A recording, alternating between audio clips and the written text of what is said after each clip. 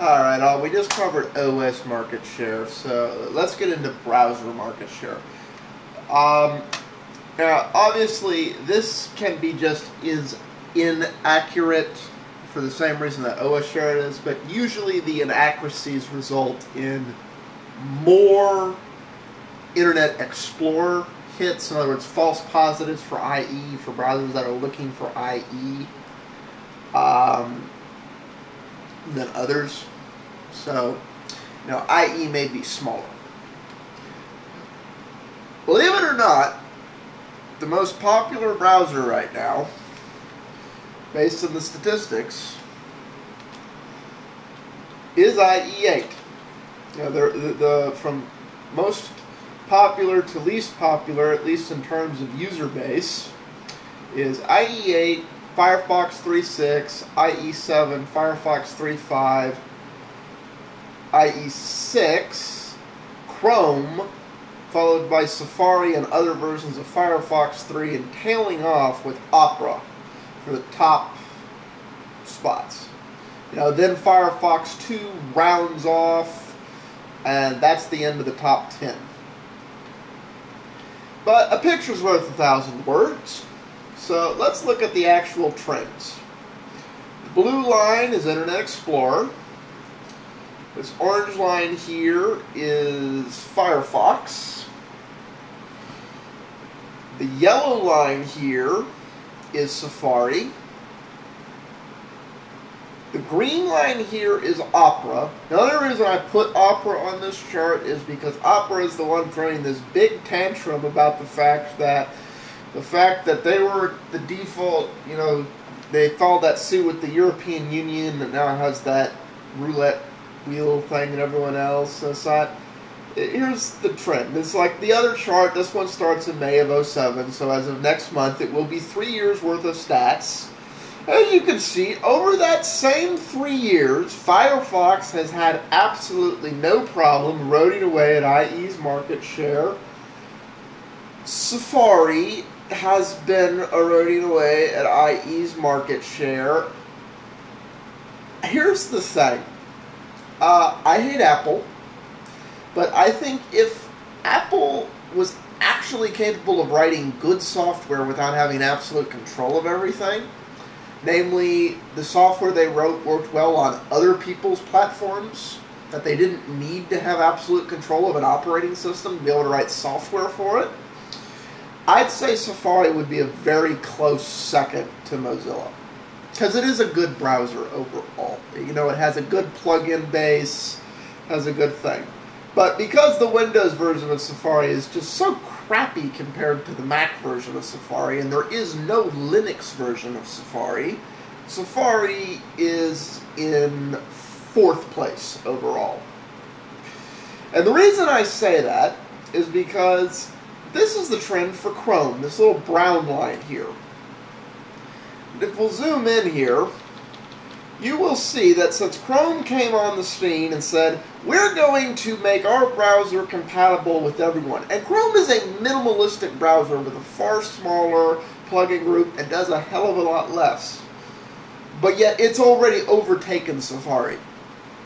And the fact that Safari is in so many ways a superior browser to Chrome, with the exception of implementation of the way JavaScript executed and some other things.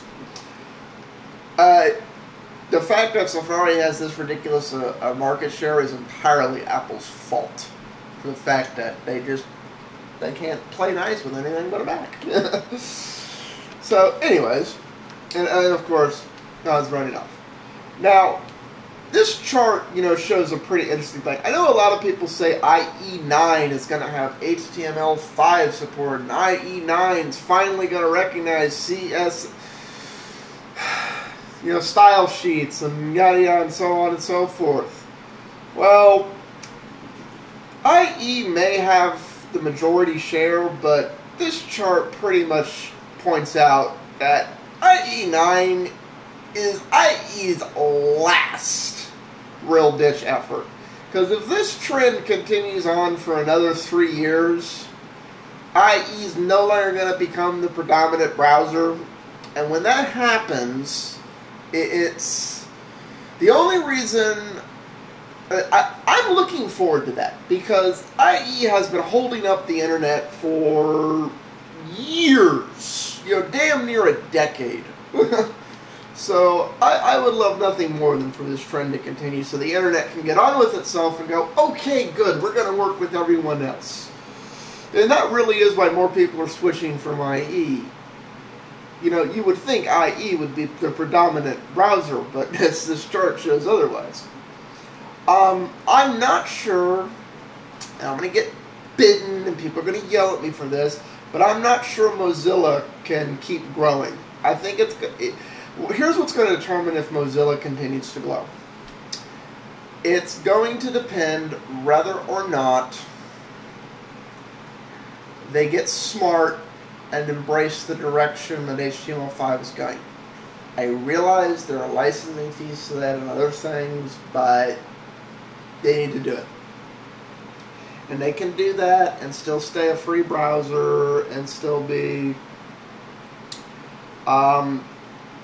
I'd like to see this Firefox mobile we all keep hearing about.